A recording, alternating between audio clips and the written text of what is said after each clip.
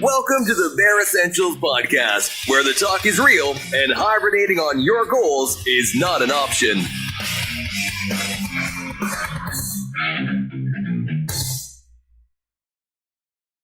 Hi, everyone. Thank you for tuning in. I am your host, Charles Wallace. I've been extremely interested in interviewing this next guest. He is the founder of UpRight movement, where their chief intent is to help improve people's postures, patterns, and performance of locomotion, increase resilience, and longevity. They optimize how the human body senses, perceives, moves, rests, and how each human moves his or her body in different environments. Essentially, they restore and fine-tune the nervous system, movement, and recovery to optimize human performance relative to the scale and context of the person. UpRight movement is at the forefront of human movement and performance training. They are pioneering how to view and train the human body and are leaders in the field of movement skill development. So please join me in welcoming Corey Jung to the show. Hi, Corey. Thank you so much for joining the show. I'm extremely excited to speak to you and to get some of your expertise out here to my audience. I think what you're doing is fantastic, and this information is extremely valuable. And I'm really hoping that we could use this podcast today to help inspire and inform some people. So, Corey, if you wouldn't mind, could you introduce yourself to my audience? Thank you for having me, Charles. And I'm excited as well to be here. I work with people, particularly in regards to movement and movement quality, but I also leverage the pillars of mindset and recovery and sleep and nutrition as well, because I feel that they're all interdependent with each other. And so a lot of times people come to me because they have some complaint, they have some challenge, they have some goal, and then we enter it with movement at the forefront. But then there's these other supporting elements as well. And a lot of times I work with people for a season, for a year, and in some cases 10 years. And it could be fitness related, it could be pain related, it could be injury related. It's a number of things, but ultimately I would say I'm a curious human being who's trying to ease human suffering. And Corey, I think that's a fantastic motive. And I already, as you're speaking, I'm getting more excited because some of those pillars that you speak of have been major topics on recent episodes of the podcast. We talk a lot about mindset. So I definitely want to get into that a little more. I did see also you mentioned in your biography, you speak a lot, which I think is a topic that's not spoken of enough, is longevity. I think, again, lifespan versus health span. I think it's something that not enough people, especially as we age, are speaking about or really are informed about in any way. So I am looking forward to that. So, Corey, if someone comes to you, like, how's it kind of start your relationship with, say, a client or somebody that you're working with? A lot of times they contact me, a phone call, or email, maybe they even pay a visit, but we start a conversation. We're building a relationship, we're building trust, and it's a lot of times it's storytelling. Human beings I think that's one of our chief characteristics. We're great storytellers, and so I want to hear the story, and like, so where have we been? Where have we been successful? Where have we had some challenges? And where would we like to go, on our journey? And I'm really interested in hearing the why behind what it is that we're looking for. If I'm just looking for some ambiguous number out there, for instance, but if I don't have a deep, meaningful why and emotion attached to it, this is a process as well. So a lot of times it's not going to be within the first hour or 2 hours. It could be an ongoing conversation, over weeks, perhaps months. But ultimately, I feel when we get to our why, our true, genuine, authentic why, and then we go from there. And Corey, do you find when people first reach out to you, it starts out with Yeah, there's a number, right? You mean a lot of times I think people may be motivated by weight loss by the scale, right? It starts out, maybe it's very simplistic as far as I want to lose 10 pounds, I want to lose 15 pounds. Do you find that initially that's more of the goal for most people, and then their why evolves as the process evolves? I feel a lot of times that's like the most evident to people, right? It's this outer peripheral layer. It's the low hanging fruit, right? Maybe they feel a certain way within their clothes and their skin, and they're noticing the number, perhaps, every time in the morning, the bathroom scale, for instance. Uh, and so we get the ball rolling, but then to make it sustainable and to make it something that's more of a labor of love than a labor of drudgery. Because I feel sometimes people have, in some ways, something like an adversarial approach when it comes to the body. Like, I'm going to beat the fat off myself, for instance. I mean, sometimes that's more or less the term that's used, and we even see it within the healthcare system, unfortunately, at times. I feel like there's a war against obesity, there's a war against diabetes, there's, fill in the blank. I'd rather work with the body and be in harmony with it. And this is a favorite book of mine, and it became a movie, and you're probably familiar, maybe some of the audience as well. It reminds me of the story of the horse whisperer, right? So it's a gentle approach, right? You're not yanking on the reins, right? You're kind of leading it. Corey, interestingly enough, what you were just saying too, I had spoke to someone a few weeks back, and we talked a little bit about, and what you just said reminded me of this. We self-judgment. Self-judgment is evil. And I think self-judgment, even though in short term sometimes I think self-judgment can be a motivator, I think self-judgment long term ends up being our worst enemy, and it leads us to make bad decisions. As much as that may seem counterintuitive, I think self-judgment, self-hate in the long run is going to ruin any attainable goal you may have. It's going to make it a lot more difficult. So just listening to the way you approach it, I already see that there's definitely, I feel you add a lot more thought behind the process. And it almost makes me feel like you're combination fitness trainer, little bit of a psychologist, right? And I think ultimately that's what we need more of. I don't, you said it, like, we can't just beat the fat off of us, or we can't beat ourselves up over decisions, right? I think it has to be that labor of love, because that's going to make us stick to it. So I think that's a really good approach you have. Now, when you think about that approach, when I think about that approach, I want to hear your take on mindset, because I've found out over the years, mindset to me has been something that I've had to get my mind as strong as my body to help me along this journey. I'd like to hear your thoughts about mindset. Yes, it's all interwoven. Sometimes you'll hear one and then you hear the other. It's both and. We are a culmination, and our body began as one cell, and then it multiplied and divided, and it's so basically we came into this world, from the very beginning of our development in utero, through a process of emergence, right? So it's all interwoven. And so some people will say this, that the brain is from the neck on up, but the mind is global. The mind is global, and I'm going to bring this up because I do feel it's relevant, and it's a key piece to this. I feel as well, is that maybe you and maybe some of the audience is familiar with this one woman and her books. Your body is your unconscious mind and molecules of emotion. If I recall correctly, the author is Candace Pert. Candace Pert. Okay.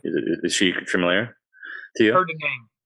Yeah, and so it's all interwoven, and so the mind is the builder, right? Thoughts become things.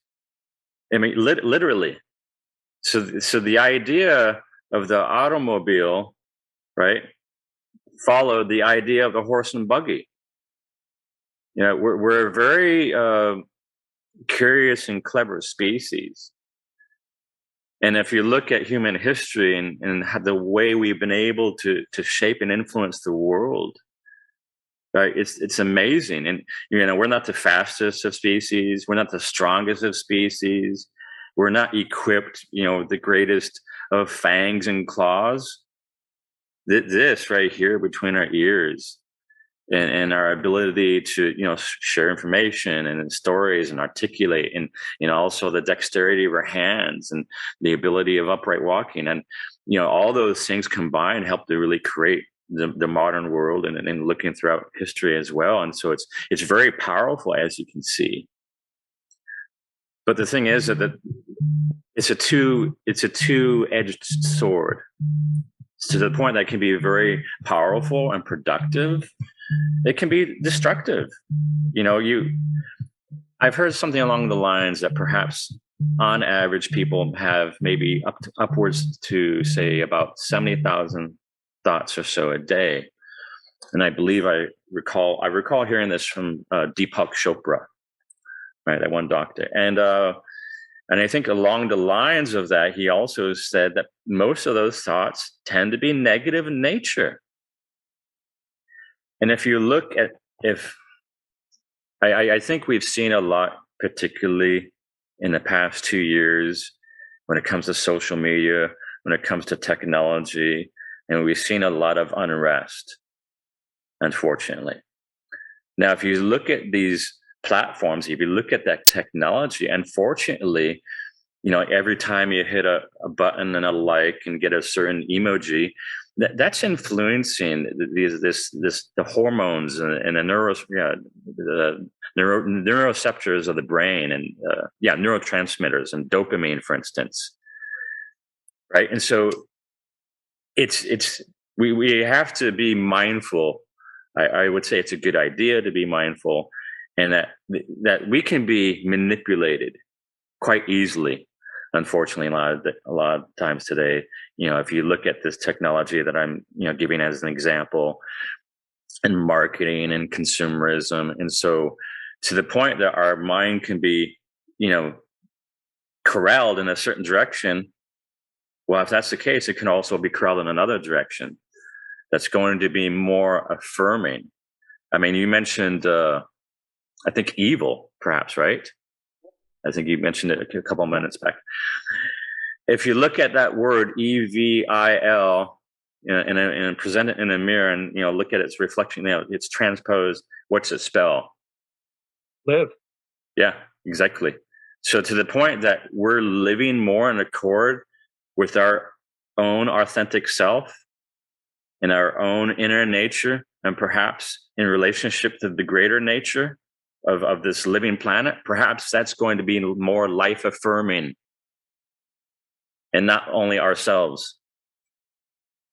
Yeah, I think, Corey, you just mentioned about negativity.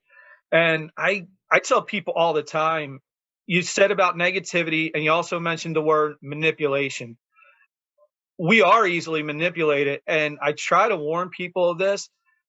Any type of negative self-talk is going to manipulate you in a way that's going to allow negativity to enter your life, and it's going to point you in the direction of negativity. So I'm 100% on board with you about living more in the positive and being more affirmative. And that's why when I said earlier about self-judgment, you know, what you just said, we said about self-judgment being evil. I would say now, based on that, yes, self-judgment is evil. So look in the mirror, and instead of evil, just live and live positively. So really, really good points. And from the mindset, you also mentioned about us as a species, and I wanted to get into this because in your bio, you human optimization and movement. So one of the couple words I never thought of, you talk about your human movement expert, and you mentioned locomotion. So could we get into that a little bit about that whole movement expertise and locomotion? For me, it's fascinating. The movement signature of our species, upright walking. We're the only species that does it. If you look at, our some of our fellow species, our fellow mammals, in most cases, they're quadrupeds, right? Mm-hmm. And so, but if you look at the history of walking, right, through some of the fossil record, we can see perhaps walking goes back in our ancient past to the very beginnings, perhaps that of 6 million years ago. Modern humans, perhaps maybe 200,000 years. And then some people would also say that what I'm speaking of, our unique human movement signature, that of walking, preceded the modern brain. And with that, probably preceded modern language and modern civilization. And so I really feel that it's crucial that, like, everything about the design of the human body, I mean, everything based, I would say, probably from the very cell on out, cell, organ systems, etc., is probably geared towards the support of upright bipedalism.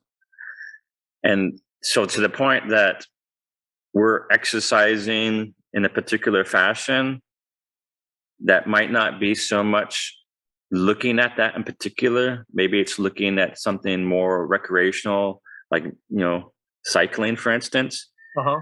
I would say in the big picture, then, compared to our ancient past, I mean, the bicycle's only been around since the 1800s or so, give or take, compared to the 200,000 year legacy of our species. It's hyper novel. Now, you can do whatever you want, and there's a time and a place. And I would also say that the poison's in the dose. But if we're really wanting to support the gene legacy within our body and really get specific in regards to that, I would focus movements that are more upright and bipedal in nature. I hear this a lot of times. People will say, "Oh, I'm a cyclist. Oh, I'm this," in regards to their recreation. In nature, there's no such thing. You're human first and foremost, and you participate within some of these activities. And so hyper novelty, super specialization, I would say, is synonymous with repetitive strain injury. Because I've seen in many cases people who are so specific to whether maybe they're a swimmer and that's the majority of what they do, or they're a cyclist and that's the majority of what they do, or they're a marathon runner and the majority of what they do is on the pavement, which fundamentally is designed for wheels, automobiles in particular, not so much humans. And so in many of those cases, they experience chronic pain. And I feel it's a result of mismatch and hyper novelty, and the poisons in the dose. All things can be poisonous. Interesting. So fortunately, in my exercise routines, I'm happy to hear what you just said, because I don't feel like I am hyper specific to any particular thing. I mix it up a lot, which I'm glad.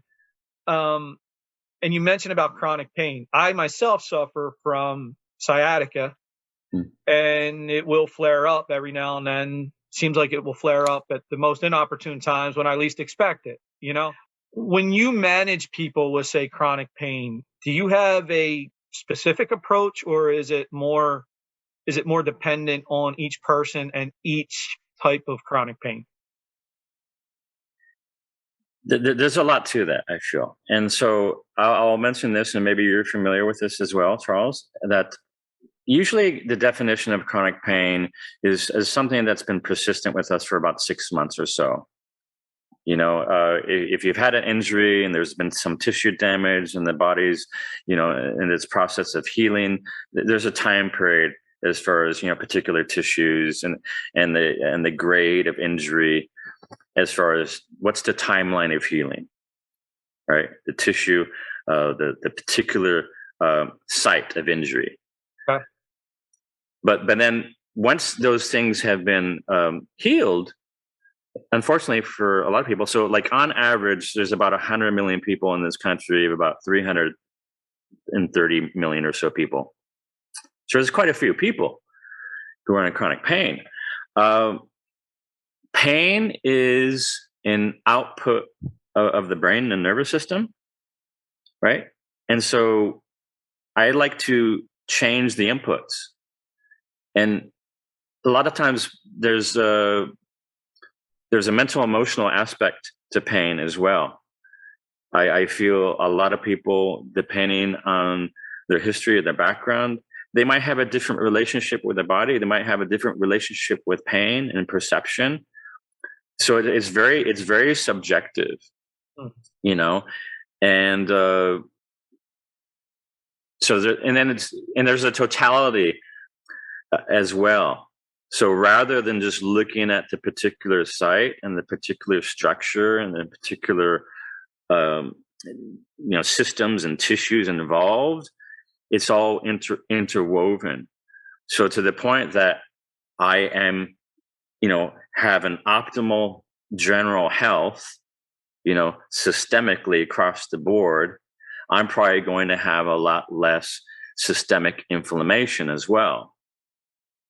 And I have good mental emotional balance, emotional intelligence. If I'm integrated, if I have good autonomic nervous system balance, if I have good, self-regulation when it comes to these things, I'm probably going to have a lot better experience of pain. But then imagine if those things are less the case. And then also imagine that perhaps so the thing about the human experience, and maybe this applies to other species, I don't know, but for instance, our consciousness, the majority of it is unconscious consciousness. So about 90% or so. And the thing about that is it has a record of every experience and moment from the very first moment on. It records. We don't know this consciously at a surface level. At an unconscious, deep, and perhaps at a cellular level, we do. So that being said, perhaps, once I've had one event, looking at it from this perspective, it's not just one event, is it? It's one event within the vast timeline of my life. It's one of many multitudes. And if you look back early life, unfortunately, perhaps for some people, it might also involve an aspect of trauma and perhaps adverse childhood experiences. And I don't know if you're familiar with this, or maybe some of the audience, and we can look this up. Adverse childhood experiences is usually a scale, it is a scale of 10. And if you have 4 or more, I think you're definitely at risk of many health factors later on in your life as a consequence due to these unfortunate traumatic childhood experiences. So yeah, that's a mouthful. What I take away immediately from that is about that balance between mind and body, basically, right? And how overall health and wellness will more than likely lead you to have better experiences overall in dealing with a lot of emotional things and physical things. So I want to use that a little bit to lead into what we talked about in the beginning a bit about the lifespan versus health span and longevity. How do you help people with really getting themselves optimized, getting themselves within balance to ensure that not only can they live for a long time, but they're living the healthiest, most productive, most happy life that they can?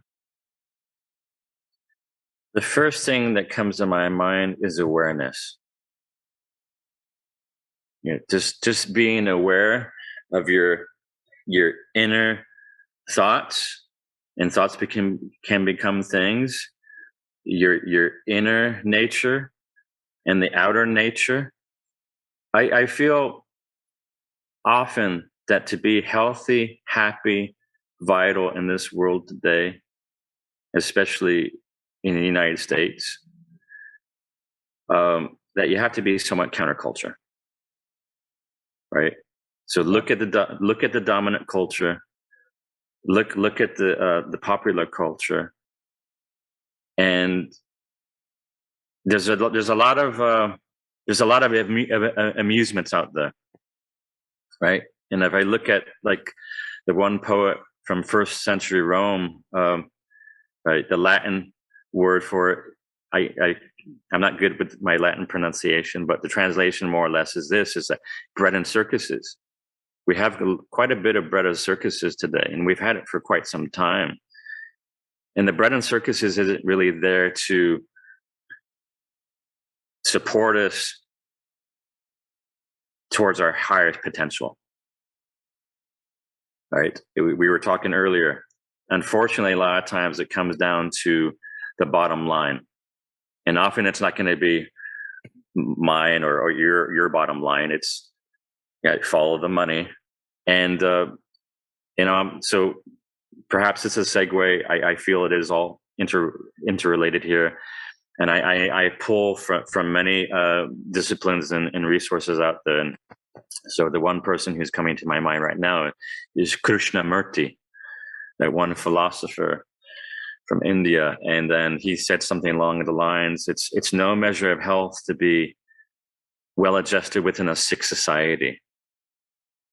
I don't feel that here nowadays, and much of the West and much of the modern world, for the most part, not saying entirely, there is good there as well, but there is quite a bit of the counterpoint, and perhaps we can find ourselves leaning more towards that in a place of imbalance and not a place of ease. So he said something like, it's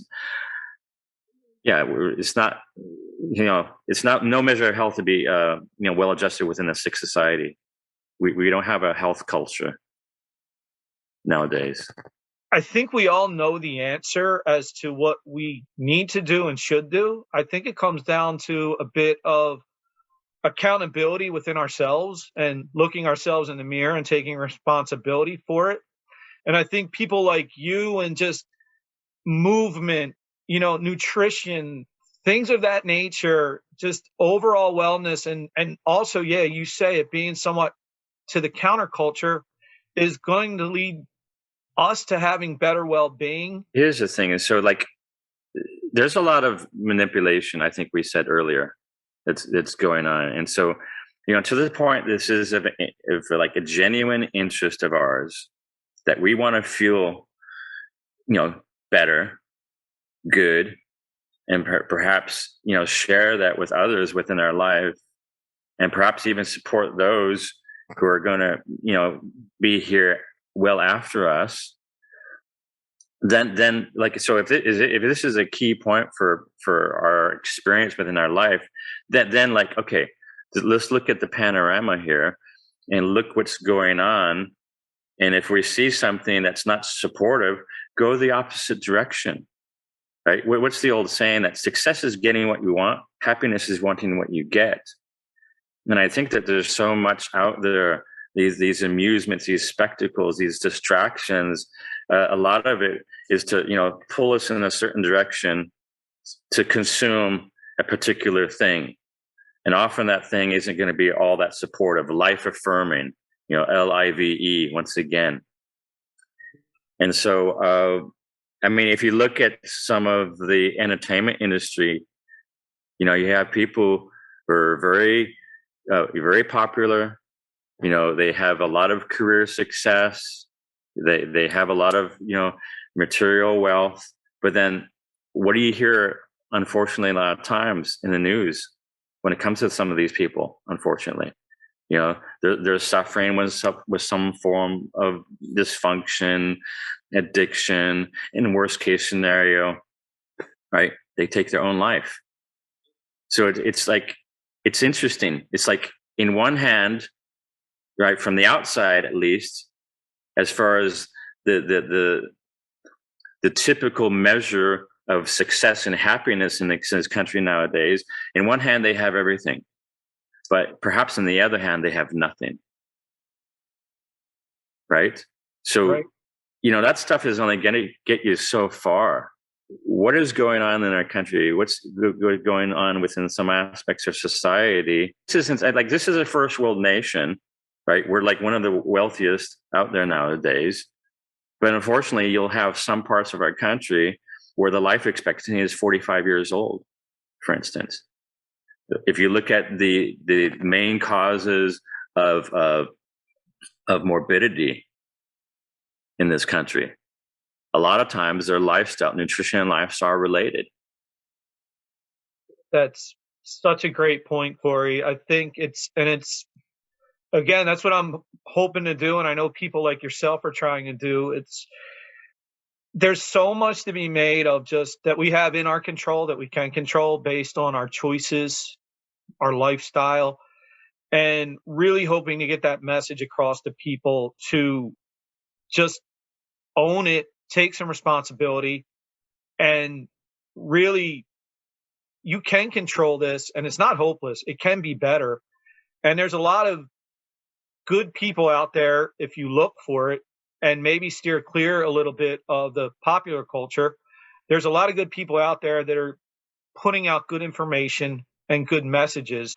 I feel like you do a great job of sparking intellectual fitness, and you get people to think. What I wanted to end with was, I want to make sure people know how to seek you out. Corey, can you just give people, how can they get in touch with you? Social media, website, things like that. Yes, I'm out there on social media, YouTube, Facebook, the Instagram.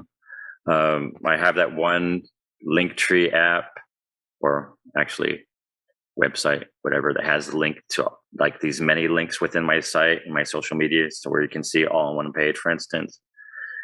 Okay. You can contact me via any of those platforms, email, phone.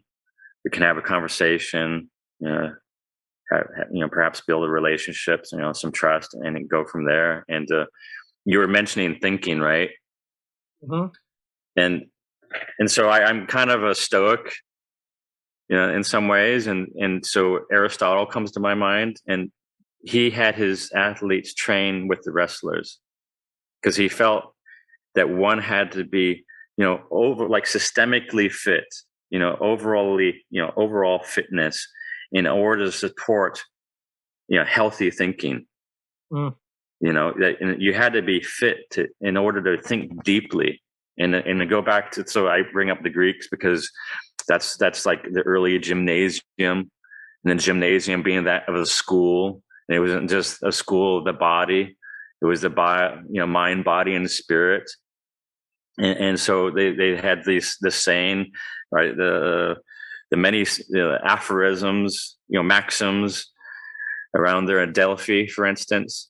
And one of the sayings, you're probably familiar, maybe the audience as well: know thyself. Know thyself, and you will know the gods in the universe. Because ultimately, it's up to us to have this best outcome experience, right? Like a sound mind and a sound body. Because if we leave it to someone else, if we leave it to the system, we'll get some support, occasionally, especially if we're in a bad scenario. They'll get you discharged. They'll get you stabilized. They'll discharge you. But then after that, it's up to us. We are our first and foremost, most vital asset. Human capital. Yeah, right? Corey, I couldn't agree more. This is my first and foremost home and vehicle in which I experience life. And if we're not going to take care of it and be responsible for it, I don't think we really have a right to expect anybody else to worry about it. Corey, I can't thank you enough. This has been really fun for me. I like changing the pace a bit, and I feel like this was very intellectual conversation that I really appreciate, and it helps me. I was really looking forward to today to spark my mind a bit more, and you definitely have done that. So I can't thank you enough.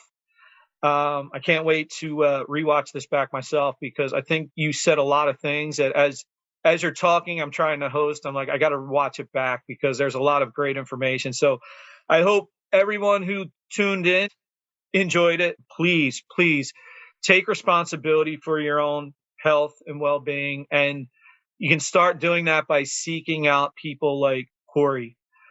Corey, thank you again. And everyone who listened, thank you all. Take care. This has been the Bare Essentials. Thanks for listening. And remember, never hibernate on your goals.